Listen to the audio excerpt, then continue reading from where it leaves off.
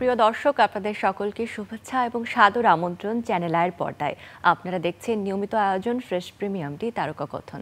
তারকা কথনের সেটে সিনেমা অঙ্গন নিয়ে আমরা অনেক কথা বলি। সিনেমার সামনে যারা কাজ করেন, পর্দার সামনে বা পেছনে, সকল গুণী মানুষকে আমরা এই সেটে আমন্ত্রণ জানাই, তাদের কাছ থেকে গল্প শুনি। তো এই সিনেমার নেপথ্যে অনেক মানুষ আছেন যারা কাজ করেছেন এই অঙ্গনকে প্রচারের জন্য, এই অঙ্গনের প্রসারের জন্য। এমন আয়োজনও হরহামেশা আমরা দেখি যে উদ্বোধন হয়, উদযাপন হয়। সেগুলো নিয়েই মূলত আজ কথা হবে সিনেমার অঙ্গনের প্রেক্ষাপট নিয়ে। এই উদ্দেশ্যে আজ দুজন বিশেষ অতিথি আমাদের সাথে আছেন। শুরুতেই তাদের সাথে পরিচয় করব। সাথে আছেন নাসির আলী মামুন, আলোকচিত্রশিল্পী। শুভেচ্ছা আপনাকে। সাথে আছেন খাজা মোহাম্মদ হারিস আদেল, তিনি নওয়াব সলিমুল্লাহ স্যারের আপন নাতি। আপনাকেও শুভেচ্ছা। খাজা মোহাম্মদ হারিস আদেল, একটু ভুল হয়ে খাজা মোহাম্মদ হারিস আদেল, একদম। কি বলবো, ফ্যামিলিতে এরকম একটা ধারা আসলে শুরু হয়েছে সিনেমা অঙ্গনের সাথে। আমরা তো মূলত জানি যে 1971 যুদ্ধ পরবর্তী সময়ে আমাদের সিনেমা অঙ্গনে আসলে বাংলাদেশের কন্ট্রিবিউশনটা, তবে তার প্রেক্ষাপট যে অনেক আগেই রচিত হয়ে গেছে, এই গল্প নিশ্চয়ই আজকে আপনাদের কাছ থেকে শুনবো। শুরুতে আজকে একটা ফেস্টিভ্যাল নিয়ে কথা বলতে চাই, আন্তর্জাতিক স্বল্পদৈর্ঘ্য এবং মুক্ত চলচ্চিত্র উৎসব, যেটি গত শুক্রবার 20 ডিসেম্বর উদ্বোধন হয়ে গেছে জাতীয় জাদুঘরে। সেখানে প্রধান বিশেষ অতিথি হিসেবে উপস্থিত ছিলেন নাসির আলী মামুন। আপনার কাছে একটু শুনতে চাই তার অনুভূতি বা এক্সপিরিয়েন্স কেমন ছিল। এখনো চলছে 17তম স্বল্প দৈর্ঘ্য এবং মুক্ত চলচ্চিত্র উৎসব। এটা একটি আন্তর্জাতিক উৎসব। বাংলাদেশ শর্ট ফিল্ম ফোরাম এটার আয়োজক। আমি উদ্বোধনী অনুষ্ঠানে ছিলাম এবং সেদিন দেখলাম যে প্রচুর উৎসাহী ছাত্র ছাত্রী, তরুণ প্রজন্ম তারা কিন্তু এসছে। এবং আমি খবর পেলাম যে প্রত্যেক দিন তারা ছোট ছোট স্বল্প দৈর্ঘ্য চলচ্চিত্র দেখাচ্ছে। সেখানে প্রচুর অডিয়েন্স এবং হল ভরে যাচ্ছে। বাংলাদেশে কিন্তু মানুষ শুধু ইন্টারনেটে ঘরে বসে ফিল্ম দেখে না, তারা সিনেমা হলে এসে, যেমন জাদুঘরে এটা একটা হলের মতোই, তো একসাথে ছবি দেখতে আসে। তাহলে হয় কি, একটা মিশ্র স্মৃতি নিয়ে তারা কিন্তু বাড়ি ফেরে এবং ওই যখন ফিল্ম দেখতে আসে তখন তাদের মধ্যে ইন্টারাকশন হয়, আলাপ আলোচনা হয়, আড্ডা হয়। এটা আমাদের খুব প্রয়োজন। আমরা শুধু ঘরে বসে ফিল্ম দেখব না। সেই কারণেই বাংলাদেশে যারা বিকল্প ধারার চলচ্চিত্র করে, মুক্ত চলচ্চিত্র করে, এই আন্দোলন যারা করে, তাদের কিন্তু বড় একটা আন্দোলনের একটা দিক থাকে যে আমরা সিনেমা হলে গিয়ে সিনেমা দেখব এবং প্রচুর ছবি আমরা নির্মাণ করব। আজকে যে উৎসব এই যে এখন চলছে, আমার মনে হয় যে এই ধরনের বিকল্প ধারার চলচ্চিত্র এবং স্বল্প দৈর্ঘ্য চলচ্চিত্র প্রচুর উৎসব হওয়া দরকার। তাহলে বাংলাদেশের চলচ্চিত্র, এফডিসি যেমন একটা আইসিইউতে শুয়ে আছেন, এই যে আলাদা যে যারা চলচ্চিত্র নির্মাণ করছেন, তরুণ প্রজন্ম, চিন্তাশীল প্রজন্ম, তারা কিন্তু বাংলাদেশের চলচ্চিত্রকে Cannes film festival, Moscow film festival, Berlin film festival, এইসব জায়গায় তারা চলে যাবে। এমনকি অস্কার পুরস্কার তারা পাবে, এই বিশ্বাস আমি রাখি। একদমই তাই, এই বিশ্বাস আমরাও রাখি এবং প্রত্যাশা নিয়ে আসলে বাংলা সিনেমা যেন এগিয়ে যেতে পারে। আপনার কাছে একটু জানতে চাই যে এই যে সিনেমার প্রেক্ষাপটটা বাংলাদেশে, সেটা শুরু হলো এতদিন আগে থেকে, এই গল্প আমাদের অনেকেরই কিন্তু অজানা রয়ে গেছে, পুরোপুরি আমরা জানি না, প্রচারিত আসলে ওভাবে হচ্ছে না। তো সেই বিষয়টা নিয়ে একটু আপনার কাছে জানতে চাই। প্রথম বাংলাদেশি ফিল্ম যেটা হয় সেটা হয় 1928-29-এ। সেটা নওয়াব ফ্যামিলির তরফ থেকে হয়, আর সেটা ডাইরেক্টর ছিলেন আম্বুজ দত্তা, আর ওইখানে অ্যাক্টিং করেছিলেন, তার ফিল্মের নাম ছিল সুকুমারী। এটা 6 রিলের শর্ট ফিল্ম ছিল। সেটা হিরো ছিলেন নওয়াবজাদা নাসরুল্লাহ, নওয়াব সলিমুল্লাহর ছেলে, আর আব্দুসমান অ্যাজ আ ফিমেল অ্যাক্টর। এটার পর এটা কিন্তু প্রাইভেটলি প্রদর্শনী হয়েছিল। এটা 6 রিলের ছবি ছিল, শর্ট ফিল্ম। তারপর তারা উদ্যোগ নেয় ফুল লেন্থ ছবি করার জন্য। 1931 এটা রিলিজ হয় লাস্ট কিসে ছিলেন আমার চাচা খাজা আজমল, উনি হিরো ছিলেন। আমার বাবা ছিলেন অ্যাজ আ ডক্টর ফিল্মে, আর এটা ক্যামেরাম্যান ছিলেন KM আজাদ, উনি আমার ফুপা। আমরা স্ক্রিনে এই মুহূর্তে একটা ছবি দেখতে পাচ্ছি, এই ছবিটা একটু বলতে পারবেন? চাচা, এটা কিন্তু লাস্ট কিসের ছবি। আচ্ছা, এটা 1931-এ। তারপরে আমার ফুপা ছিলেন ক্যামেরাম্যান, আর নওয়াবজাদা নাসরুল্লাহ ছিলেন অ্যাজ এ পুলিশ কমিশনার। আমরা আরেকটা ছবি এই মুহূর্তে স্ক্রিনে দেখতে পাচ্ছি, এটা ফিল্মে হিরোইন ললিতা, তার নাম। আচ্ছা, এটা লাস্ট কিসের হিরোইন। এবং এটা 1931-এ। এটা ফুল লেন্থ, এগুলি সব সাইলেন্ট ফিল্ম কিন্তু। নির্বাক। টেলিফোন আর এটা আমরা রিলিজ হয়, আরেকটা ছবি একটু স্ক্রিনে দেখবো। এটা কে এম আজাদ ক্যামেরাম্যান, উনি আমার ফুপা ছিলেন। আচ্ছা আচ্ছা। আর এটা রিলিজ হয়েছিল মুকুল সিনেমা, এখন আজাদ যেটা আছে মুকুল সিনেমাতে। তারপরে এটা ডিস্ট্রিবিউশনের জন্য কলকাতা পাঠানো হয়, তারপর এটা হারায় যায়, এটা কিছু ছবি রয়ে গেছে এটাতে। তো এটা আমাদের তারা তো আরেকটা অর্গানাইজেশন করেছিলেন, cinematograph organization, first film producing organization বাংলাদেশের। এটা 1929-30 হয়েছিল। আমরা আরো দুটি ছবি দেখাতে চাই দর্শকদের উদ্দেশ্যে, সেটা একটু দেখে আমরা তার গল্পটা জানতে চাই। এটা আমার আব্বা কে এম আদেল, আর ওই লাস্ট কিসে হিরো আমার চাচা কে এম আজমাল, দুই ভাই। আরেকটা ছবি আছে আমাদের কাছে, আমরা সেটাও একটু দেখবো দর্শকদের সাথে নিয়ে। এটা আমার বাবা কে এম আদেল, উনি ডক্টর অ্যাক্টিং করেছিলেন লাস্ট কিসে। আচ্ছা হ্যাঁ, তারপরে আরো গল্প বলছিলেন। মানে এটা কন্টিনিউয়েশন হয়েছে। এটা আবার 1991-এ আমার ভাতিজা নাঈম মুরাদ, সে ছবি করেছিল চাঁদনি শাবনাজের সাথে, এটা সুপার হিট হয়েছিল। উনি great grandson of Naushad Salimullah, সে এখনও চলচ্চিত্রের সাথে জড়িত আছে। এই যে ফ্যামিলি একটা হিস্ট্রি, সবার এরকম সিনেমা অঙ্গনের সাথে মডার্ন যেটা 1991-এ, এটা তো চাঁদনি করেছিল, লাভ, তারপরে দিল, অনেকগুলো ছবি করেছিল সে। এর পরবর্তী ধারায় আসলে ফ্যামিলি হিস্ট্রিতে সিনেমা নিয়ে কাজ করার পরিবর্তনটা আসলে কিরকম ছিল, বা তারা কিভাবে সিনেমার সাথে সংযুক্ত থেকেছিলেন তারপর আমাদের ফ্যামিলি থেকে কালচারে অনেক, আমরা কালচারালি অনেক ইয়ে ছিলাম, জড়িত ছিলাম। আমার ভাতিজি 1986-এ ফোল্ক অ্যান্ড ক্লাসিক্যাল ডান্সে চ্যাম্পিয়ন হয়েছিল, তার নাম সাবেকা আথার। সে অ্যাওয়ার্ড পেয়েছিল, এরশাদ সাহেব নিজেই তাকে অ্যাওয়ার্ড দিয়েছিলেন। অনেকদিনের বন্ধুত্বের কথাও কিন্তু আমরা শুনছিলাম যে আমাদের নাসির আলী মামুন স্যারের সাথে আপনার, তো সেই জায়গায় বন্ধুত্বের সম্পর্কটা আসলে কিভাবে হলো, কতদিন ধরে আছেন? 1966 থেকে আমার সাথে তার বন্ধুত্ব, মানে এটা 58 ইয়ার্স হয়ে গেছে। 58 ইয়ার্স 58 ইয়ার্স থেকে আমরা বন্ধু। আচ্ছা, এই জার্নিটা কেমন ছিল একটু নাসির আলী মামুন আপনার কাছে যদি জিজ্ঞেস করি। এই জার্নিটা ছিল আসলে শুধু নিছক বন্ধুত্বের না, এই যে আমার নিজের ফটোগ্রাফির জার্নি, এটা একটা কালচারাল জার্নি ছিল। এই কারণে ছিল যে আমি যখন 1966 সালে নওয়াব সলিমুল্লাহ পরিবারের সঙ্গে যুক্ত হই, সলিমুল্লাহ পরিবারের তৃতীয় পুরুষ যারা, যেমন আমার বন্ধু হারিস আদেল এবং তার ভাই বোন, তারা প্রত্যেকে অসম্ভব কালচার, এবং তাদের সঙ্গে যখন গল্প শুনতাম তখন আবির্ভূত হয়ে যেতাম যে আমি কাদের সঙ্গে বন্ধুত্ব করেছি। তারা প্রথম এই বেঙ্গলে, পূর্ব বাংলায় আপনি শুনলেন যে চলচ্চিত্রে তারা উদ্বোধন করেছিলেন 1928, 29, 30, 31 এবং তার আরও পরেও। এদের কিন্তু প্রত্যেকেরই নতুন কিছু করার এক ধরনের উদ্যোগ তারা ছিল। তার বাবার সঙ্গে আমার ঘনিষ্ঠ সম্পর্ক ছিল, মায়ের সঙ্গে ছিল, এমনকি খাজা আজমল, যিনি দ্য লাস্ট কিসের হিরো, যার ছবি আমরা দেখলাম, স্টিল ছবিটা, হ্যাঁ, তাকে কিন্তু বহুবার আমি দেখেছি 1966 সাল থেকে ওনার মৃত্যুর আগ পর্যন্ত। উনি সাভারে থাকতেন এবং আমি এবং আমার বন্ধু হারিস, আমরা প্রায় শুক্রবারে সেখানে যেতাম, মাঝে মাঝে প্রত্যেক মাসেই যেতাম এবং তার সঙ্গে অনেক গল্প করতাম। সেই গল্প শুনে আমিও বিস্মিত যে আমলে এখানে কোনো প্রফেশনাল স্টুডিও ছিল না, তারা কিভাবে ছবি তৈরি করলেন। এবং তার কাছে শুনেছি যে তিনি যে ছবিটির হিরো ছিলেন, দ্য লাস্ট কিস, সেটার নায়িকা ছিলেন ললিতা, এবং তখন কোনো নায়িকা পাওয়া যাচ্ছিল না, এমনিতে নারী অভিনেত্রী নেই তখন ওই নিষিদ্ধ পল্লী থেকে ললিতা নামে একজন মহিলা, তিনি আসলেন, অসাধারণ সুন্দরী, ফিগার খুবই সুন্দর এবং তার অভিনয় অনবদ্য ছিল, যদিও নির্বাক ছবি। আরও 3 জন ছিলেন। কিন্তু আমি একটা জিনিস খুব লক্ষণীয় এখানে, যেটা আমি আজকে এই লাইভ অনুষ্ঠানে বলতে চাই, যে বাংলাদেশে যারা চলচ্চিত্র আন্দোলন শুরু করেছিল, আমরা কিন্তু তাদেরকে অনেকটা ভুলেই গেছি। আমাদের যেমন আর্কাইভিং নেই, ওই ফিল্মের যে কপি এবং তাদের সম্পর্কে যে জানার আগ্রহ, ভিজুয়াল হিস্ট্রি, সেটা কিন্তু আমাদের নেই।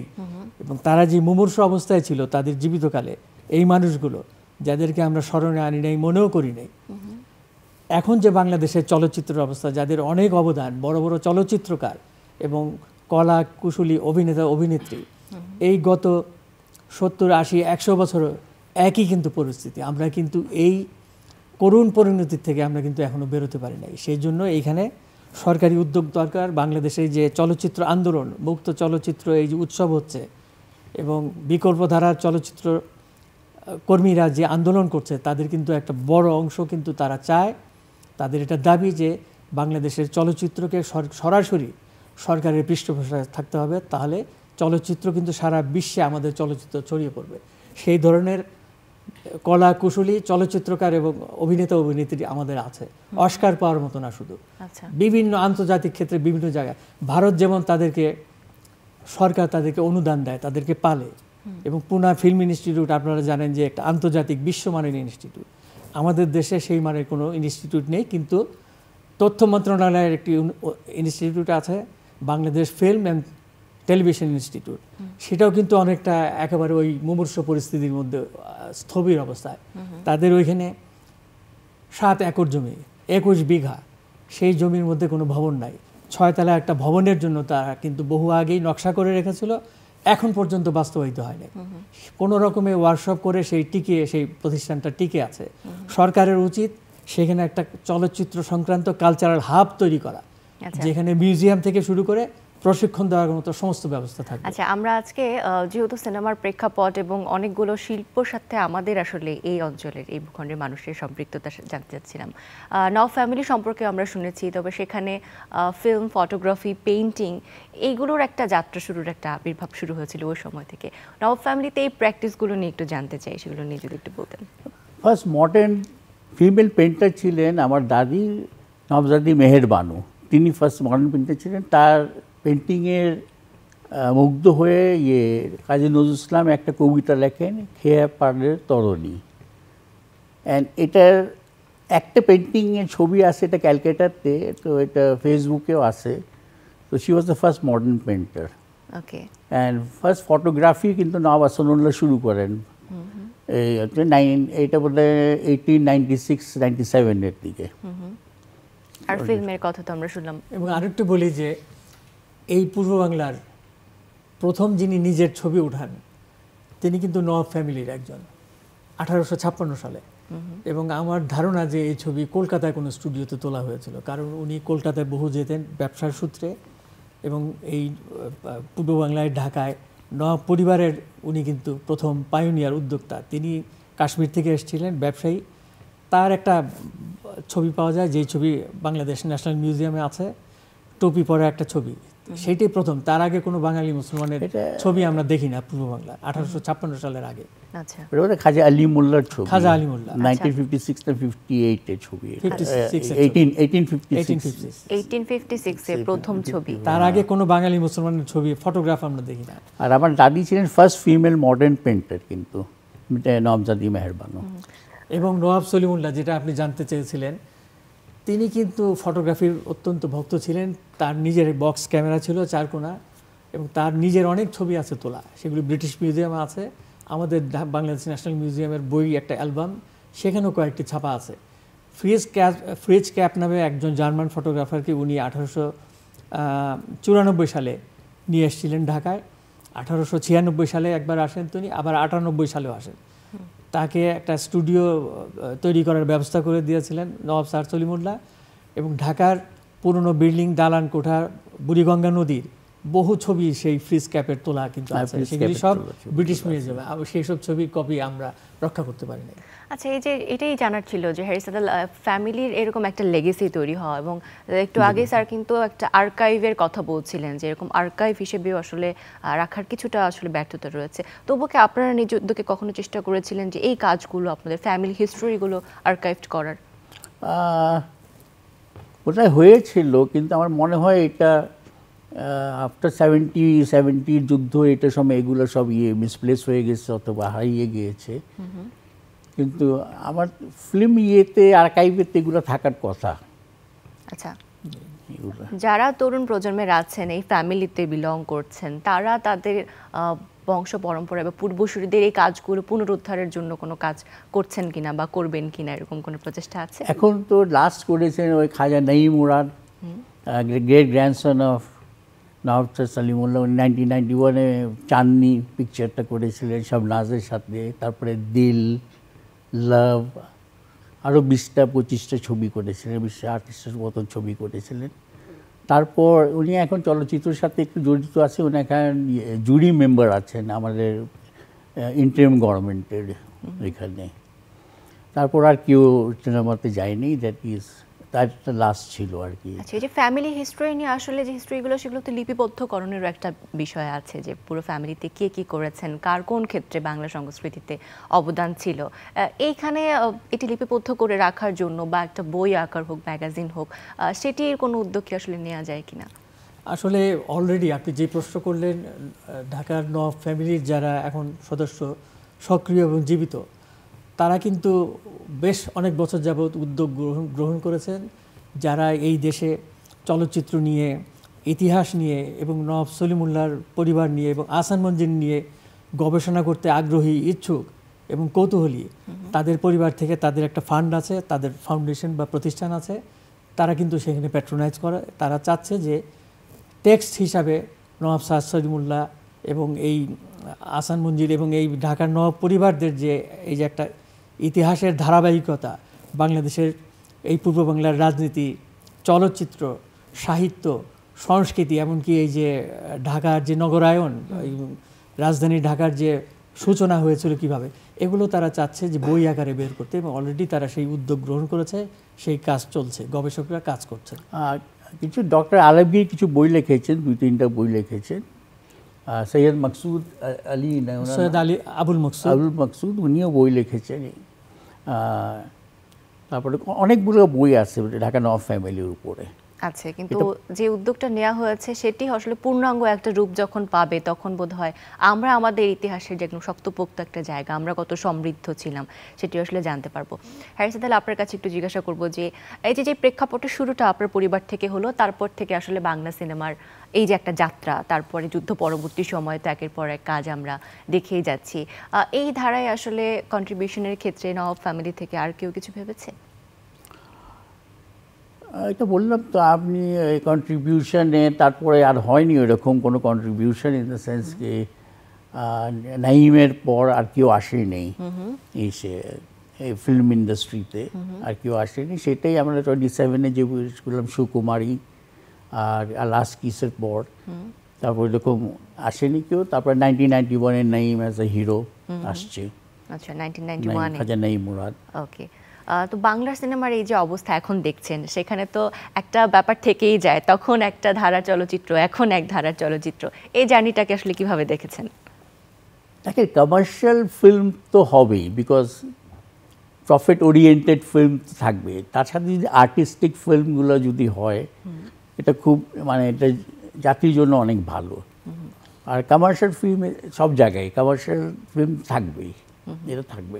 এটা আসলে নেগেটিভ কিছু হিসেবে আমরা দেখছি না, কমার্শিয়ালিজম থাকবে অলসো এভরিওয়্যার। আপনি ইন্ডিয়া দেখেন, হলিউড দেখেন, বলিউড দেখেন, এভরিওয়্যার, বিকজ যারাই ইনভেস্ট করেন দে ওয়ান্ট প্রফিট, ইনভেস্টমেন্টটা উঠে আসুক। ওকে, কিন্তু যারা আর্ট ফিল্ম করে তাদের অনেকগুলো আর্ট ফিল্মগুলো ভালো হচ্ছে, এখানে আর্ট ফিল্মগুলো অনেক ভালো ভালো আর্ট ফিল্ম হচ্ছে। আপনি কি কি ছবি দেখেছেন রিসেন্টলি? আমি খুব কম ছবি দেখি। সত্যি? আমি কি দেখেছেন? লাস্ট সিনেমা কোনটি দেখেছেন মনে আছে? লাস্ট সিনেমা আমি অ্যাকচুয়ালি বাংলাদেশ হওয়ার পর কিছু সিনেমা দেখেছি, কিন্তু পাকিস্তান মানে আমি অনেক দেখতাম। আপনার পছন্দের কয়েকটা সিনেমার নাম যদি আমরা শুনি। আমি পাকিস্তান অনেকগুলো দেখছি, 13 স্পেশালি কমেডি মুভি, আমি হিউমারাস কমেডি মুভিগুলো দেখতাম। 13 নম্বর ফেকুস্তা গার্লেন্ড, আদর্শ ছাপাখানা, কার বউ, এগুলো দেখেছি আমি। আপনার পছন্দের তালিকায় এগুলো শীর্ষে আছে? পছন্দের তালিকায় এগুলো শীর্ষে আছে, এগুলো আমি দেখছি। নাসির আলী মামুন, আপনার কাছে একটু জিজ্ঞাসা করব যে সময়ের সাথে সাথে সিনেমা হল বদলে গেছে, সিনেমা দেখার পদ্ধতি বা দেখার প্ল্যাটফর্ম চেঞ্জ হয়ে গেছে, এই পরিবর্তনকে আসলে আপনি কিভাবে দেখেন? আমি আসলে এটাকে ইতিবাচক হিসাবে দেখি, এবং একই সঙ্গে আমি বলি যে এটার কিছু নেগেটিভ দিকও আছে। যেমন যেটা আমি বললাম যে আমরা ধীরে ধীরে বিচ্ছিন্ন হয়ে যাচ্ছি। একই ঘরের মধ্যে হয়তো 3টা রুম, 4টা রুমের মধ্যে এক একজন, বাবা একটা দেখছে নেটে বা কম্পিউটারে, ছেলে একটা, মেয়ে আরেকটা, মানে কারোর সাথে কারোর যোগাযোগ নেই। আমরা ঘরে আমি যা জানি, আমি যা দেখি যে তরুণ প্রজন্ম কোন ধৈর্য কম, তারা একটা ফিল্ম যখন দেখে নেটে, তখন কিন্তু পুরোপুরি দেখে না, আবার আরেকটাতে ঢুকে পড়ে। তারা কোনোদিনও বলতে পারে না যে ফিল্মে কী ছিল, নায়ক নায়িকাকে। বেশিরভাগ ক্ষেত্রে একই পরিস্থিতি হচ্ছে। কিন্তু আমরা যখন আমাদের দুজনের কথা বেশি বলি, 60-এর দশকে বহু ফিল্ম আমরা দেখেছি, একসাথে সিনেমা দেখেছেন? একসাথে বহু, এবং একসাথে কি কি শতাধিক সিনেমা ছবি। দেখেছেন? আমরা দুইজন মনে হয় 200-র উপরে ফিল্ম দেখেছি, বিশেষ করে বলাকায়, স্পেশাল শো এবং নাচ সিনেমা হলে। আমরা তার মধ্যে উল্লেখ করতে পারি আমি লরেন্স অফ আরাবিয়া, হ্যাঁ ইংলিশ ছবিগুলো অনেক তারপরে দেখেছি। The knights of the generals, The Knights of the এরকম আরো General, বহু বহু, মানে ক্লিওপ্যাট্রা, স্পার্টিগাস, বেনহুর। বেনহুরও দেখেছি। সেই বেনহুরের যে নায়ক শার্লটন হেস্টন, উনি ঢাকায় এসেছিলেন, এবং এই যে গডফাদার মার্লন ব্র্যান্ডো, এরা কিন্তু ঢাকায় এসেছিলেন। আমি একটা জিনিস আমি বলতে চাই যে এই রাজধানী ঢাকায় পৃথিবীর বহু বিখ্যাত নায়ক নায়িকারা, অড্রে হেপবার্ন এসেছিলেন, অনেকে কিন্তু এসেছিলেন। এফডিসিতে মার্লন ব্র্যান্ডো অনেকক্ষণ ছিলেন, এবং এফডিসির এই স্টুডিওগুলিতে ঢুকে তার ক্যামেরা ইকুইপমেন্টস দেখে তিনি তো অবাক। তিনি তার আগে জানতেন যে এই দেশে চলচ্চিত্র নির্মিত হয় না, কিন্তু এগুলি দেখে যে তোমাদের এত ভালো ভালো ক্যামেরা ইকুইপমেন্টস আছে, তিনি অবাক। আমার জানা মতে তিনি 64 সালে এসেছিলেন। তারপরে আপনার বাইসাইকেল থিফের যে ডিরেক্টর কে ছিলেন, বাইসাইকেল থিফ, তিনিও ঢাকায় এসেছিলেন। তারপরে রোমান পলোনস্কি, তিনি এসেছিলেন। আচ্ছা, এরকম তিনি অনেক এসে একটা ইতিহাস গড়লেন। বাংলাদেশ বিমানের সিটে বসে বাংলাদেশ বিমান অনুরোধ করলেন, তিনি সঙ্গে সঙ্গে রাজি হলেন একটা বিজ্ঞাপন তাদের ক্যালেন্ডারের জন্য। বাংলাদেশ বিমানের সিটে রোমান পলোনস্কি, বিশ্ববিশ্রুত চলচ্চিত্রকার পরিচালক, তিনি সেই ছবি দিয়েছিলেন। বিমানের সেই ক্যালেন্ডার ছাপা হয়েছিল তার ছবি। এই যে সিনেমা অঙ্গনের সাথে এই যে আন্তর্জাতিকভাবে যারা আছেন, তারা যখন এসেছেন নবপরিবারের সাথে তাদের দেখা হয়েছে। পলিটিক্যাল একটা প্রেক্ষাপটেও কিন্তু দেখা হয়েছে নবপরিবারের সাথে। এমন একজন অতিথি আছেন যে গুয়েভারার কথা আমরা সকলেই জানি, তার সাথে দেখা হওয়ার এই যে এক্সপিরিয়েন্স বা তখনকার গল্পটা একটু শুনতে চাই। আর এক্সপিরিয়েন্স চে গুয়েভারা, আমি এটা প্রথমবার আমি তার থেকে শুনছি, কিন্তু আমি জানি Family উনি history তে, আসছিলেন, কিন্তু আমি এটা পুরাটা জানি না, হোল স্টোরিটা আমি জানি না। আচ্ছা আমি একটু নাজরিন মামুন সংক্ষেপে একটু বলি। যদি বলেন। 1959 সালে হাভানা থেকে ডাক্তার আর্নেস্তা দে লা সেরনা, তিনি তখন ইন্ডাস্ট্রি মিনিস্টার, কৃষি মন্ত্রণালয় এবং বাণিজ্য মন্ত্রণালয়ের দায়িত্বে। তিনি 6 জনের একটা প্রতিনিধি দল পাঠালেন ফিডেল কাস্ট্রো, যে কিউবায় তখন বিপ্লব হয়ে গেছে। তারা অনেকগুলি দেশ ঘুরে আসলেন ভারতের দিল্লিতে, সেখানকার কৃষি ব্যবস্থা সম্পর্কে জানার জন্য। এবং এই দে লা সেরনা ডাক্তার, উনি কিন্তু তার 6 জন প্রতিনিধি দল নিয়ে ভারতের বিভিন্ন কৃষি খামারে গিয়েছিলেন, এবং কৃষকরা তাকে দেবতা তুল্য মনে করে তাকে মালা পরিয়েছিলেন, এরকম সালাম করেছিলেন তার, এবং বয়স্ক কৃষক তার পায়ে ধরে সালাম করেছিলেন। তিনি ছিলেন চে গুয়েভারা। চে গুয়েভারা নামে তো তখন পৃথিবীতে কেউ ছিল না। চে গুয়েভারা তো আমরা পরে জানলাম 67 সালে 69-এ যখন ধরা পড়ছে বলিভিয়াতে তার সৈনিকরা ধরলো এবং সিআইএ তাকে হত্যা করলো, তখন জানলাম যে বিপ্লবী চে গুয়েভারা দিল্লিতে এসেছিলেন, কলকাতায় এসেছিলেন। তারপরে কিন্তু ঢাকায় যে এসেছিলেন আমরা জানি না। এই খবর ওদের পরিবারের কাছ থেকে আমি পাই 74-75 সালের দিকে। তারপরে এই খবর আমি আরও পাই 79-এ উস্তাদ বাহাদুর হোসেন খান, কারণ তার সঙ্গেও কলকাতায় এই ডাক্তার আর্নেস্তো বা চে গুয়েভারা তার দেখা হয়েছিল। এবং উস্তাদ আলাউদ্দিন খাঁ সাহেব, তার সঙ্গে 59-এ কলকাতার কবি রোডের বাসায়, আলী আকবর খাঁ সাহেবের ভাড়াটে বাসায় চে গুয়েভারা মাটিতে বসে তার সরোদ বাজনা শুনেছিলেন। এগুলো কিন্তু চে গুয়েভারা তার ডায়েরি, প্রত্যেকদিন ডায়েরি লিখতেন। তার সঙ্গে একটা ছোট্ট ব্যাগ, সাথে একটা ক্যামেরা, আর তার সেই জলপাই রঙের পোশাক, সেই ক্যাপ, এবং মোটা আর্মিদের যেই, কিন্তু চে গুয়েভারা নামে তো কেউ চেনে না তাকে। সে যত্রতত্র ঘুরেছেন কলকাতার রাস্তায়, ছবি তুলেছেন। আমার বিশ্বাস যে সে যে ঢাকায় যখন ছিলেন তেজগাঁতে কয়েকদিন, তিনি বাংলাদেশের বহু রাস্তায় বিভিন্ন জায়গায় ছবি তুলেছেন।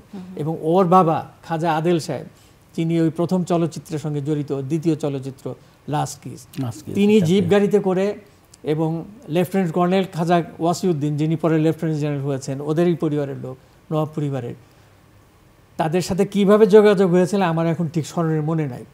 তারা তেজগাঁ চার্চ থেকে চে গুয়েভারাকে নিয়ে ভাবেন যে এই রাজধানী ঢাকায় তারা নারায়ণগঞ্জে গিয়েছিলেন, আদমজি জুট মিল, পথিমধ্যে তারা আসান মঞ্জিলে গিয়েছিলেন। এবং বুড়িগঙ্গার পারে চে গুয়েভারা সে আসান মঞ্জিল দেখে বিস্মিত যে এইরকম একটা প্রকাণ্ড রাজপ্রাসাদ এই বাংলাদেশে, অবাক। তারা নারায়ণগঞ্জে গিয়েছিলেন, সেই আদমজি জুট মিলে চে গুয়েভারা অনেক সময় ছিলেন, শ্রমিকদের সাথে ভাত খেয়েছেন, তখন জেনারেল ওয়াসিউদ্দিনের কাছে একটা লেফটেন্যান্ট কর্নেল ওয়াসিউদ্দিন তৎকালীন একটা 8 মিলিমিটারের ক্যামেরা ছিল, মুভি ক্যামেরা, উনি সেই ক্যামেরা দিয়ে ছবিও তুলেছেন। অনেক অনেক গল্প শুনলাম, অনেক ধন্যবাদ এইসব আপনাদের। উদ্ধার করা দরকার, এগুলি আমরা আমাদের নিজেদের আর্কাইভে একদম সেই প্রত্যাশা আমরা এটা রাখি।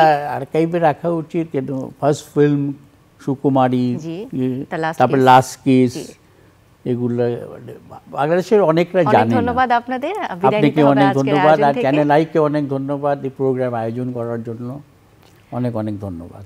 প্রিয় দর্শক, আপনাদেরকেও ধন্যবাদ আমাদের সাথে থাকার জন্য। আগামীতে আবারও দেখা হবে সেই প্রত্যাশায় বিদায় নিচ্ছি, ভালো থাকবেন।